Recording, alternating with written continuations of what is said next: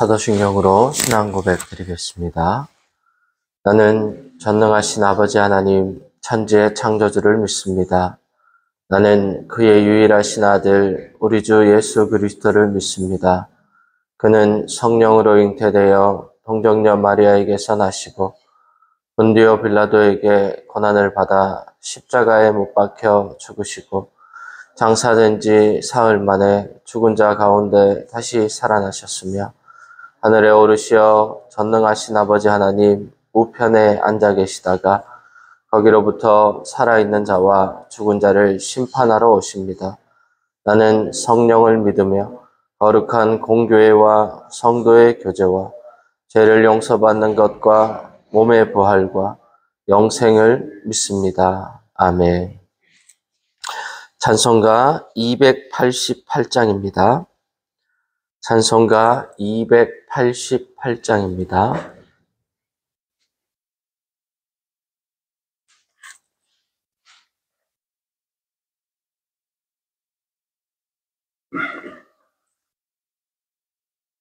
예수를 나의 구주 삼고 성령과 피로써 거듭나니 이 세상에서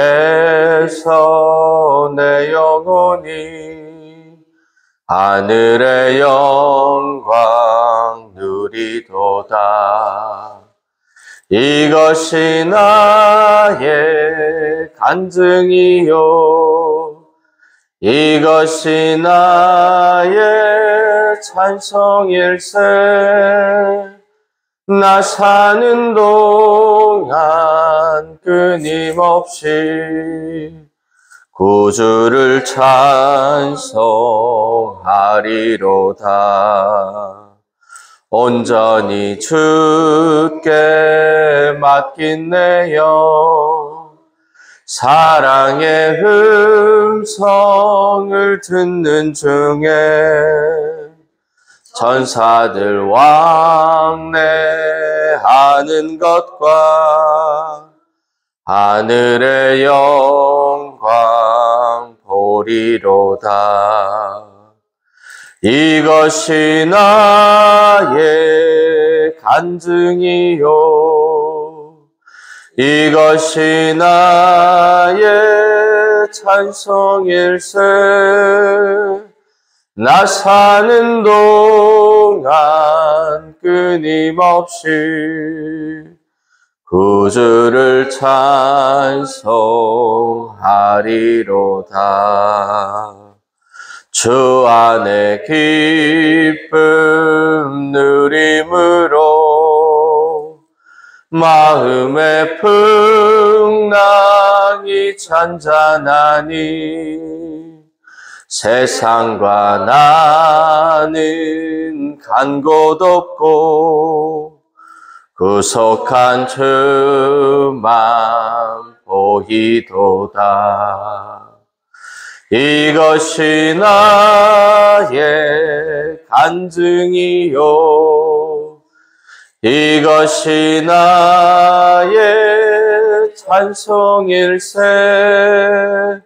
나 사는 동안 끊임없이 구주를 찬송하리로다. 아멘.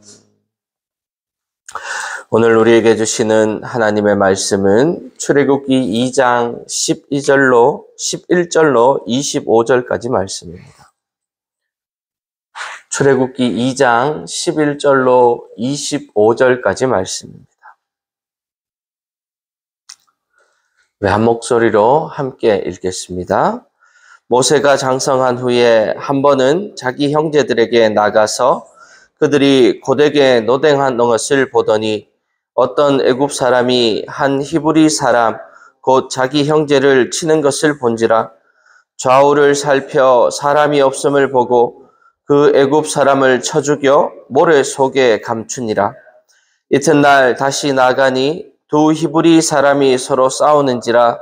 그 잘못한 사람에게 이르되 내가 어찌하여 동포를 치느냐 하매 그가 이르되 누가 너를 우리를 다스리는 자와 재판관으로 삼았느냐 내가 애굽 사람을 죽인 것처럼 나도 죽이려느냐 모세가 두려워하여 이르되 일이 탈로 되었도다 바로가 이 일을 듣고 모세를 죽이고자 하여 찾는지라 모세가 바로의 낯을 피하여 미디안 땅에 머물며 하루는 우물 곁에 앉았더라.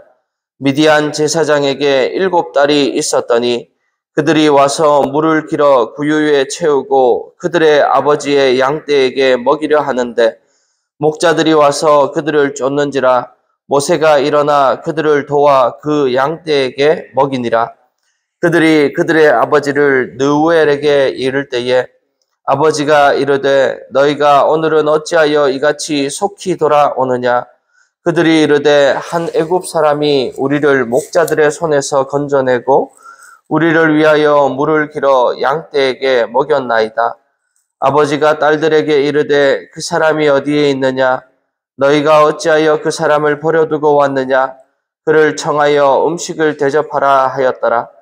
모세가 그와 동거하기를 기뻐하며 그가 그의 딸 십보라를 모세에게 주었더니 그가 아들을 낳음에 모세가 그의 이름을 게르솜이라 하여 이르니 내가 타국에서 나그네가 되었음이라 하였더라.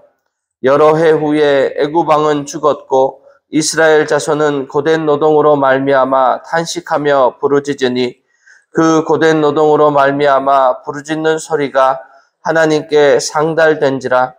하나님이 그들의 고통 소리를 들으시고 하나님이 아브라함과 이삭과 야곱에게 세운 그의 언약을 기억하사 하나님이 이스라엘 자손을 돌보셨고 하나님이 그들을 기억하셨더라. 아멘.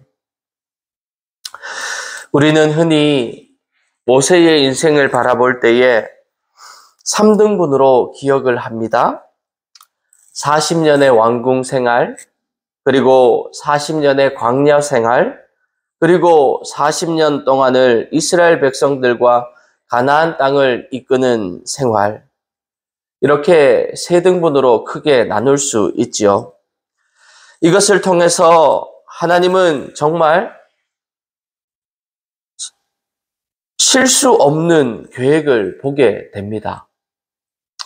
왕궁에서 모든 것을 누리고 살았겠지요.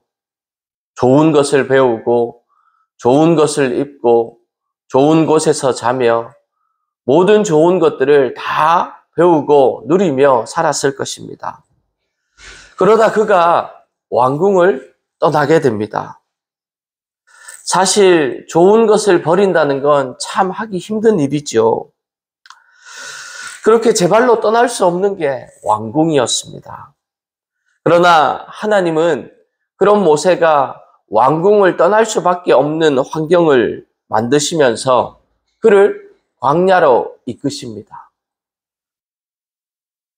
한 사람의 영적 성숙을 위해서 어쩔 수 없는 불가피한 그런 상황인 것이죠.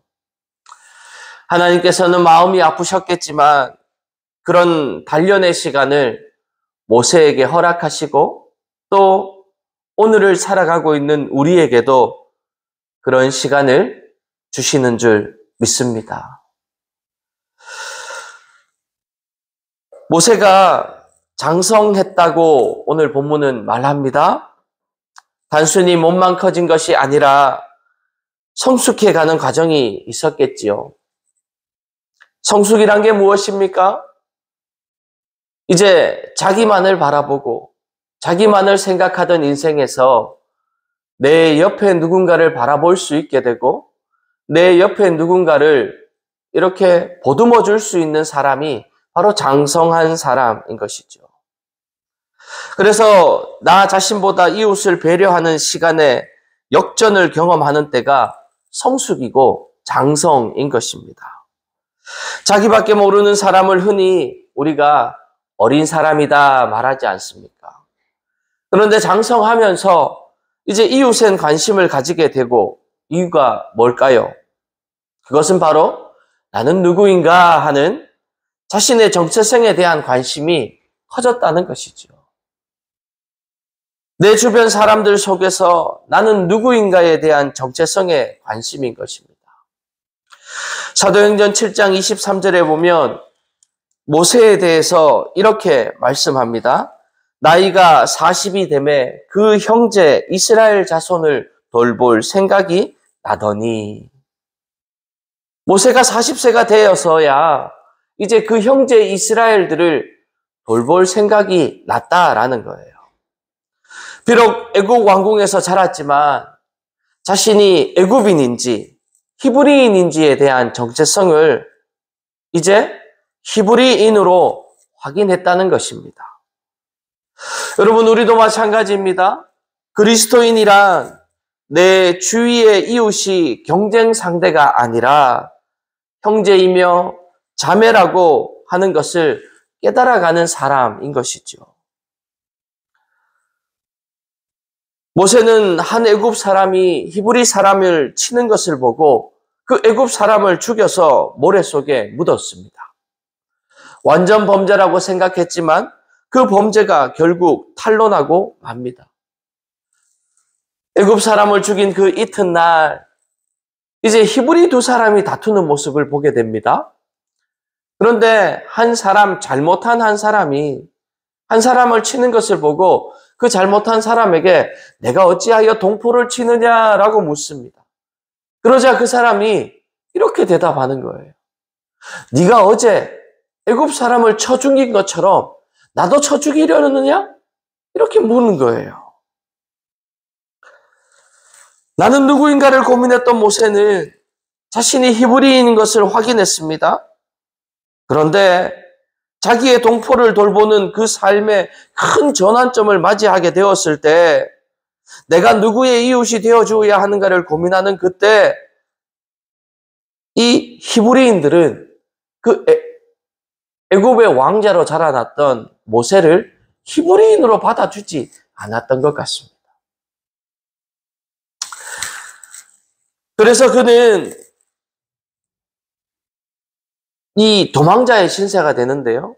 사실 가만히 생각해 보면 그가 왕자의 신분이었기 때문에 뭐 애굽 사람 하나 죽였다고 쫓겨날 처지까지 되지는 않았을지도 모릅니다. 하지만 그 당시에 이 정치적인 권력, 또 권력의 어떤 그 투쟁 가운데에서 모세가 모든 것을 양보하고 쫓겨났던 것 같습니다. 그리고 하나님께서는 결국 이 모세를 아무도 받아주지 않고 아무도 그를 관심 두지 않았지만 오직 한 군데에서만 받아줍니다. 그것이 바로 어디입니까? 광야인 것이죠.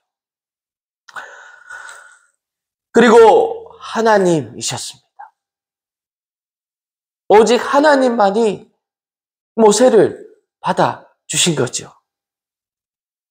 여러분, 우리가 혼자 있을 때가 가끔 있습니다. 그런데 그 혼자 있는 그 시간이 성숙의 시간이 되는 거죠.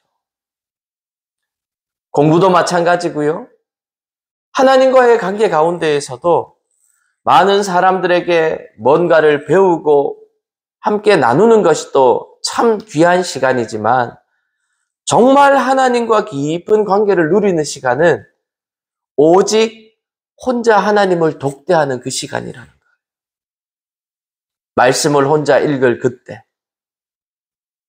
하나님 앞에 혼자서 기도하는 그때, 그때가 바로 하나님과 깊이 만나는 자람의 시간이요, 성숙의 시간이 되는 것입니다. 여러분, 우리가 인간적인 모습일 때도 마찬가지죠. 사람이요, 공부를 할 때 이렇게 보면요, 선생님에게 배울 때도 많이 이게 자라나고 친구들과 함께 나눌 때도 자라나지만 정말 공부를 열심히 하는 그때를 바라보면요, 혼자인 때거죠. 그래서 어떤 분은 이렇게 얘기하더라고요. 공부는 책과의 싸움이기도 하지만 엉덩이와의 싸움이다. 자리에 계속 앉아 있어야 된다는 거예요.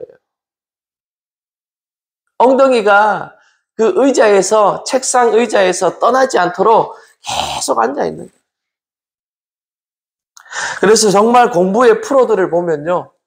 하루에 열 몇 시간씩 공부하는 것이 뭐 당연한 것입니다. 어쨌든 이 모세의 모습을 히브리 기자는요. 11장 24절에서 26절에 이렇게 묘사합니다. 믿음으로 모세는 장성하여 바로의 공주의 아들이라 칭함을 받기를 거절하고 도리어 하나님의 백성과 함께 고난받기를 잠시 죄악의 낙을 누리는 것보다 더 좋아하고 그리스도를 위하여 받는 수모를 애굽의 모든 보화보다 더 큰 재물로 여겼으니 이는 상 주심을 바라봄이라. 아멘. 왜 그가 동족의 편에 서게 되었는지, 왜 그가 고난의 길에 접어들게 되었는지를 해석해 주는 성경의 모습입니다.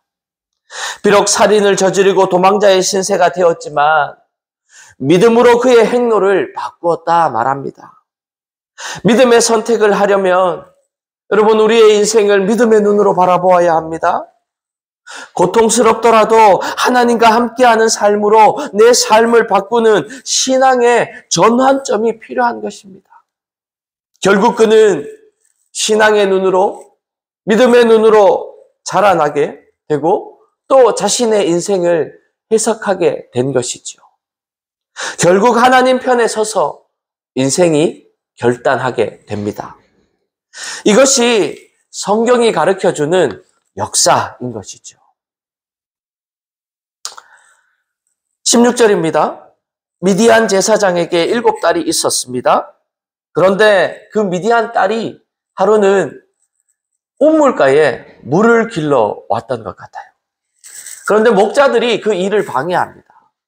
자신들의 양떼, 자신들의 이 치는 가축들을 먼저 물을 먹이려고 했던 것 같습니다. 그런데 이 상황을 지켜보고 있던 모세가 그 일을 도와주게 되었던 것 같아요. 그 일을 도와주게 되자 그 딸들이 어떻게 됩니까? 집에 일찍 돌아가게 됩니다. 자신의 일을 일찍 마칠 수 있었던 거죠. 아버지가 묻습니다. 너희들 오늘은 어떻게 이렇게 일찍 오게 되었니? 예. 한 애굽 사람이 우리를 도와주었어요. 아니 너희가 어떻게 그를 내버려 두고 왔느냐? 빨리 데리고 와서 밥이라도 먹이자. 그리고는 모세를 부르게 되고 음식을 대접하라 청합니다. 여러분 성경에서요. 우물가는 참 중요한 장소인 것 같아요. 그는 미디안 땅에서 미디안 제사장을 만나게 되고 여기서 십보라라는 여인과 결혼을 합니다. 괜찮은 사윗감이 이제 이 미디안 제사장에게 굴러 들어온 것이죠. 얼마나 멋졌겠어요. 애굽의 왕자였던 사람이니 아는 것도 많았을 테고 무예도 출중했겠지요. 그런 사람이 사위가 되었으니 얼마나 좋았겠습니까? 오갈 데 없었던 모세도 자신이 신세를 한탄하다가 이제 거처할 곳이 생기게 된 것입니다. 모세는 아마 잠시 머물고자 했을 겁니다. 그런데 40년이나 그 기간이 되었던 것이죠. 40년에서 왕궁을 살고 또 인생의 패배를 다시 그 인생의 40년이나 왕궁의 때를 빼는 광야 40년 생활을 하게 됩니다. 십보라의 사이에서 아들을 낳게 되고 그 이름을 게르솜이라고 짓습니다. 아들의 이름의 뜻대로 타국에서 나그네가 되었다는 것은 고독한 시간의 결과 그가 깨달은 것인 거죠. 여러분 우리가 나그네는 돌아갈 길을 깨닫는 사람이 나그네인 거죠. 나그네가 바라는 것은 무엇입니까? 집으로 가기를 원하는 거죠. 나그네가 돌아갈 길을 못 깨달으면 어떻게 됩니까? 방랑자가 되고 맙니다. 노숙자가 되고 마는 거죠. 하지만 결국 돌아가야 할 곳이 있기 때문에 그 나그네는 어떻습니까? 자신의 짐을 무겁게 하지 않습니다. 늘 떠날 준비를 하는 거죠. 여러분, 우리도 마찬가지입니다. 우리가 살아가고 있는 이 세상은요, 나그네된 땅인 줄 믿습니다. 어제 우리 조순묵 집사님의 입관 예배를 드리고 또 오늘 발인 예배와 하간 예배를 드리게 될 텐데요. 이 땅에서 많은 고생하고 이런저런 일들을 겪었지만 어쨌든 이 땅은요, 나그네 인생인 것이죠. 우리 믿는 자들에게 있어서 본향은 저 천국인 줄 믿습니다. 그래서요, 나그네는요, 이 땅의 삶에, 자신이 주어진 삶에 집착하지 않습니다. 여러분, 우리가 신앙 또한 마찬가지여야 합니다. 신앙이란, 믿음이란, 귀향, 우리가 돌아가야 할 아버지 집에 언제 돌아갈지를 생각하는 것이고, 그렇다면 잠시 있는 지금의 나그네 시간에 너무 많은 짐을 늘리지 않는 것이 바로 나그네된 인생인 것이죠. 바른 신앙이란 것을 짐을 줄이는 것입니다. 여러분, 우리가 뭘 그렇게 쌓아야 하겠습니까? 끝까지 붙들고 놓지 못하는 것 때문에 여전히 인생길이 무거운 것인지 아닌지는 한번 생각해 보아야 하는 것이죠. 주님께서는 광야의 시간을 통해서 인생의 짐을 내려놓는 일을 시키시는 겁니다. 나그네 된 모세로부터 그 아들의 이름을 통해 우리는 이런 고백을 듣게 될 수 있습니다. 23절입니다. 여러 해 후에 애굽 왕은 죽었고 이스라엘 자손은 고된 노동으로 말미암아 탄식하며 부르짖으니 그 고된 노동으로 말미암아 부르짖는 소리가 하나님께 상달된지라. 아멘. 드디어 모세를 죽이려던 애굽 왕이 죽었습니다. 고개를 들고 나아갈 시간이 될 때까지 고개를 푹 숙이고 잊혀지는 시간이 그에게 주어졌던 것이죠. 반면 이스라엘 백성의 고통은 점점 더 가중되고 그들은 부르짖음은 더 커지는 사건이 일어나게 됩니다.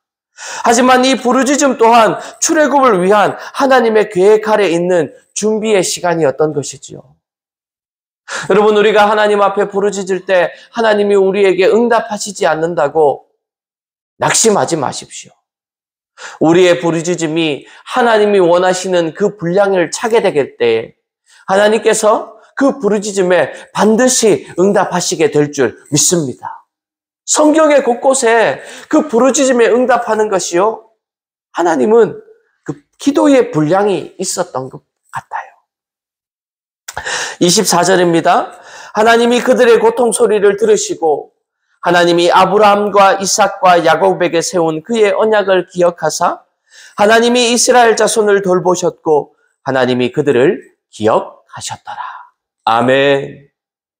24절에 와서 하나님이 마치 주인으로 컴백한 것처럼 갑자기 하나님의 이야기가 우리 귀에 들려집니다. 모세의 고통과 고난의 시간, 이스라엘 백성의 고통과 고난의 시간을 같이 감내하시면서 하나님은요, 40년이라는 긴 시간이었지만 모세도 잊지 않으셨고 이스라엘 백성도 잊지 않으셨다라고 말씀합니다.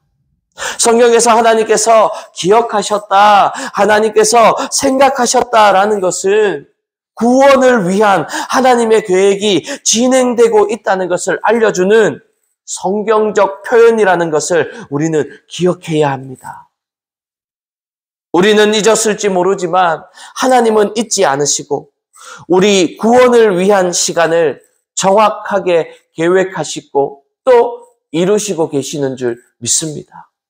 저는요, 우리 복량제일교회를 향한 하나님의 이 구원의 시간이 이르게 된 줄 믿습니다. 긴 시간 동안 그 광야의 40년이라는 시간이 이제 끝나가는 줄 믿습니다.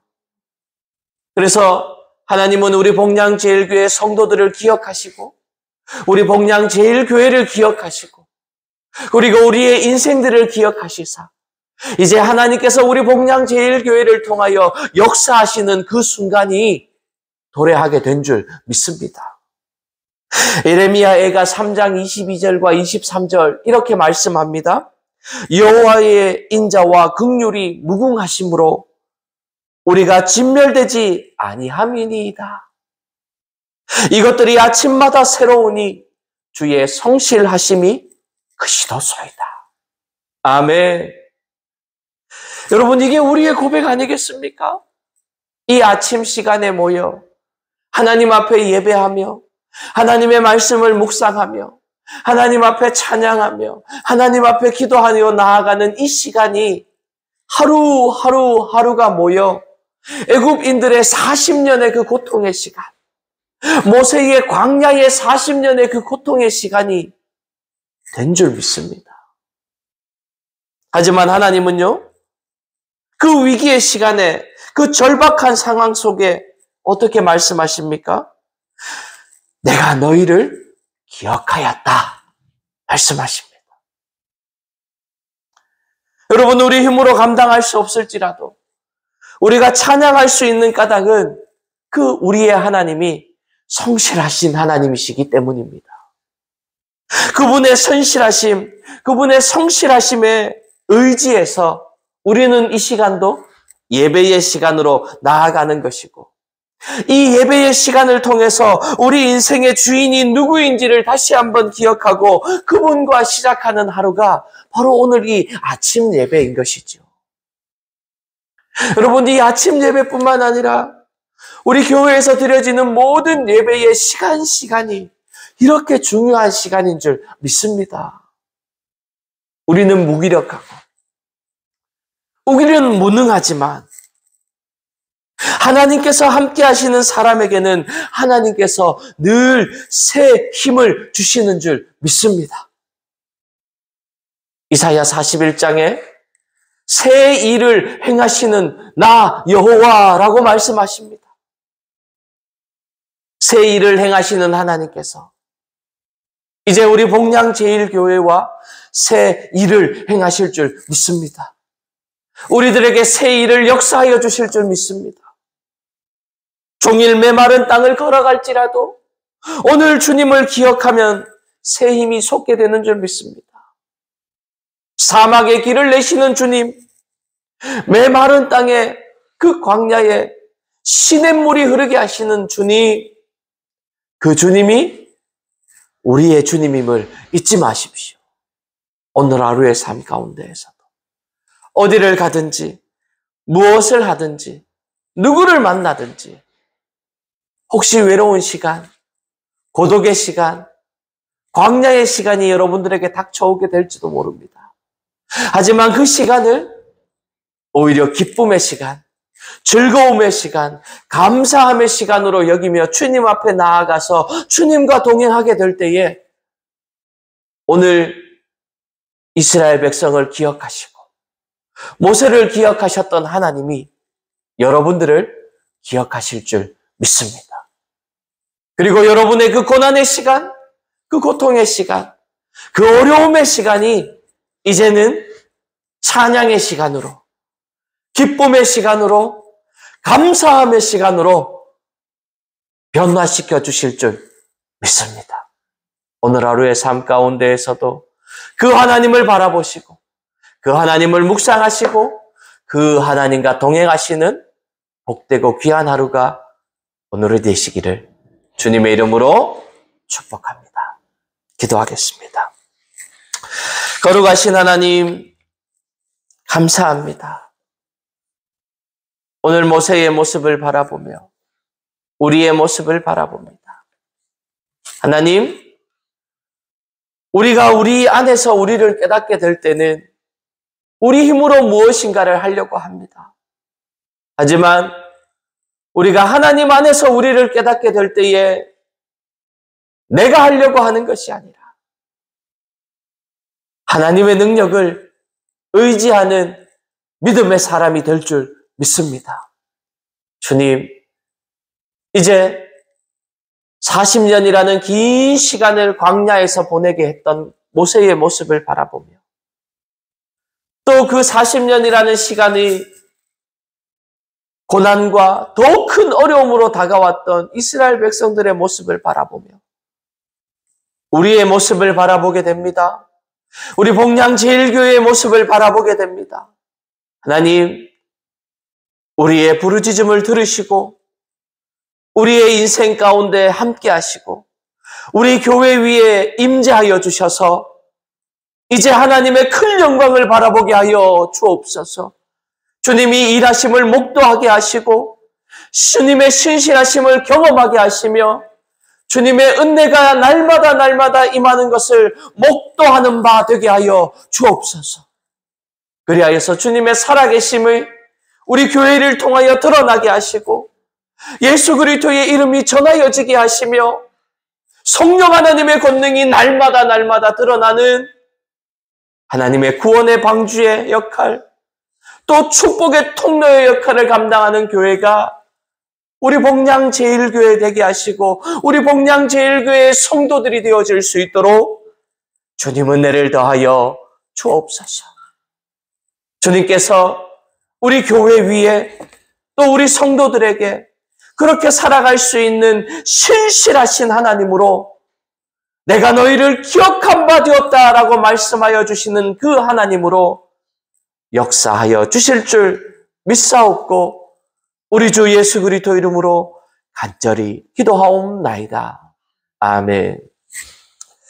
우리 주 예수 그리스도의 구원의 은혜와 그 독생자 예수를 죽이시기까지 우리를 사랑하신 하나님의 놀라우신 사랑하심과 지금도 우리와 함께 하셔서 위로하시고 교통하시고 충만케 하시는 성령 하나님의 함께 하심이 이제 그 고난의 시간, 그 고통의 시간을 이겨내고 주님의 일하심의 믿음의 눈으로 신앙의 눈으로 우리의 인생과 교회를 바라보기를 결단하며 소망하는 우리 모든 성도들의 머리 위에 그 가정 위에 이 교회 위에 이제로부터 영원토록 함께하옵시기를 간절히 축원하옵나이다. 아멘.